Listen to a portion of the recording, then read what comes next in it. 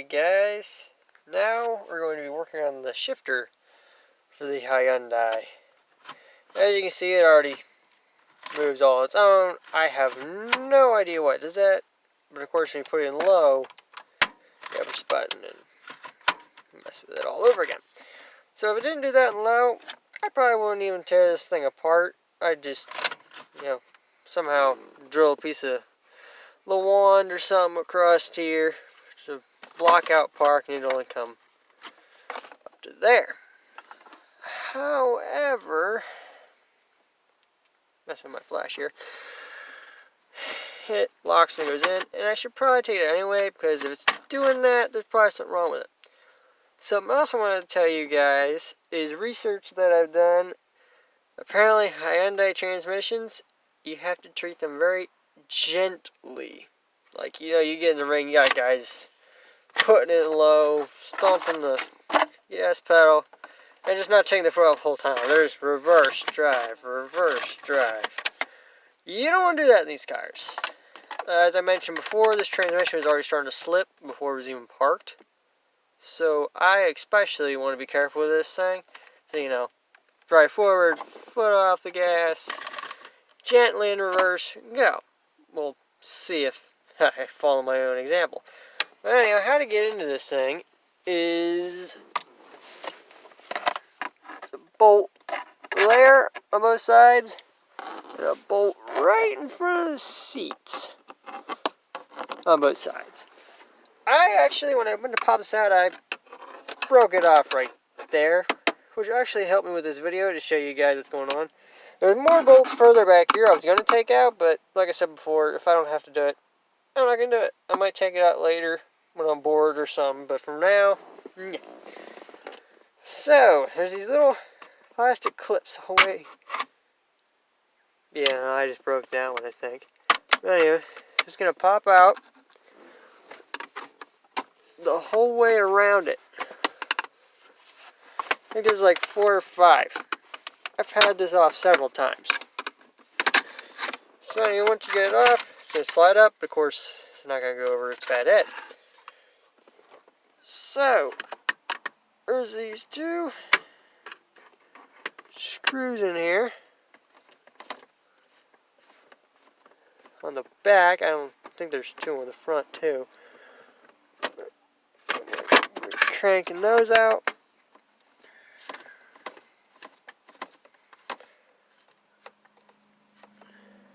And also, if you're wondering, I don't know if you can see in the camera or not, but why is this shifter wet?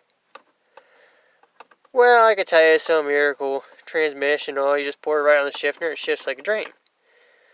But no, the less interesting story is, me and my brother were putting the radiator in here. We were cleaning it up one night. We didn't want someone to run off with it.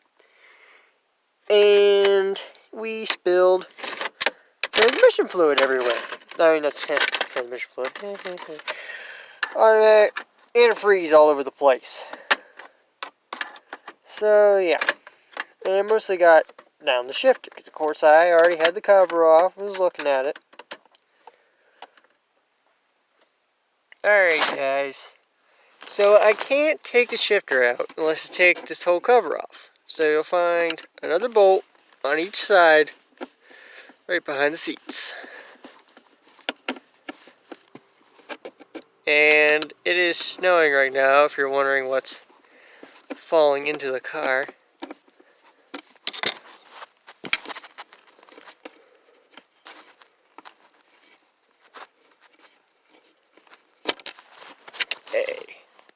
Alright guys, so now we're going to try to pull this cover off after I move all the junk that's in it. I'm hoping I can do this from the inside of the car. The wind is really starting to pick up. And of course, this is a 4-person car. Literally, it's like room for 2 people and ratchet strap someone in the back seat. So I can literally sit in here. It's like 30 degrees out, and it's warmer inside the car than outside, just from me being in it. So if that's not funny, I don't know what is it. So I just moved this back enough that I think we can raise this out of here. I don't want to break anything. Okay, so that should give us enough clearance. Try to get a good shot here in here for you guys. Okay. So what makes you tick? Get the camera to focus. There we go. Okay.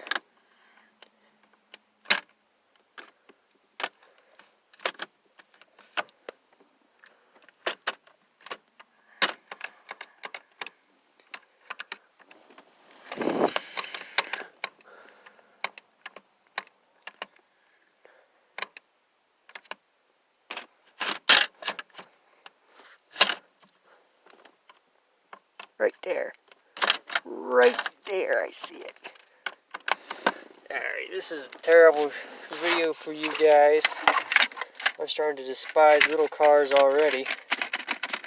No matter what they are. Zoom out. And we're going to see if we can bend this pin that locks it. See if we can just bend it down. That would be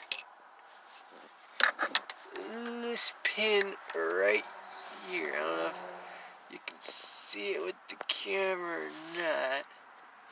It's this pin right here. You can see it. We want to lock it in that position or lower. I don't know if we're going to bend it or try to stick something in there like a old pin or not. Sorry, this is shaking. Like I said, it's 30 degrees out and I'm just a little cold. So I'm going to pause this to see what's the best thing to use. Of course, there's a lot of lubrication crud on there. Alright guys, I figured it out. I broke the plastic peg off. That's all it was. It was a plastic peg. There you go. That was focused.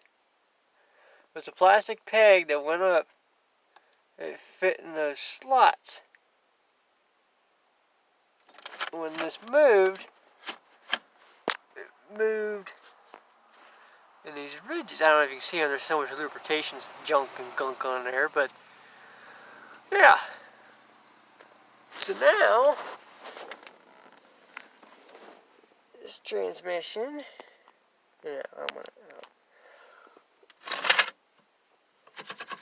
I'm not even touching the release button.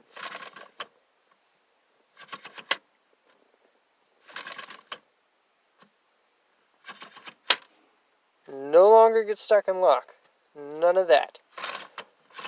So literally, if you don't break off this piece like I did, you just remount this in, push this back down, put the cover back on, and literally you could probably run this in a bone stock. As long as they don't get suspicious, start looking in your car. So yeah, that's how it works. Or, another thing I thought about, but I figured since it was already so long gone, I might as well do it. Get some duct tape and push that button in, duct tape the whole thing around it, and it'll be stuck in this too. But do it. Make sure your car starts, runs, and drives in reverse and drive and everything. Because some cars have computers that will not let you drive with this button pressed in. Also, much you gotta look out for in these, at least in this Hyundai, it has an overdrive button. Now you may decide you want that in, you may decide you want it out, whichever you want. But just make sure it's not in the opposite of what you like, especially if you duct tape this in. So there you go, guys. There you have it. How to do a slap shifter in a Hyundai. Thank you.